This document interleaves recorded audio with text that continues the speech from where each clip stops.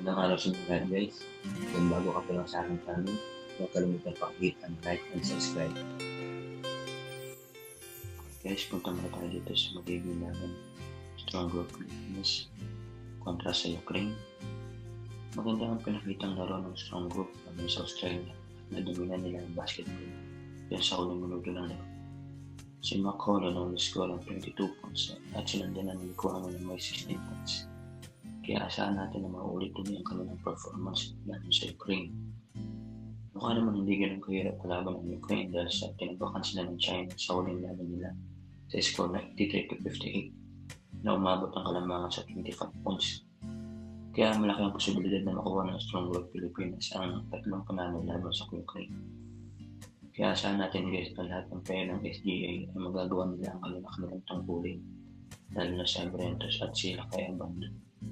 Mag-uumpisa ang laro mamaya alas 5 ng hapon sa oras sa Pinas. At makuha sana ng Pilipinas ang tatlong panalo nila ng walang talo. Kaya asahan natin ang panalo ng SDA.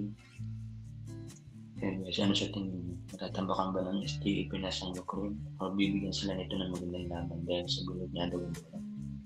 Comment naman kayo na sa iba para pag-usapan natin.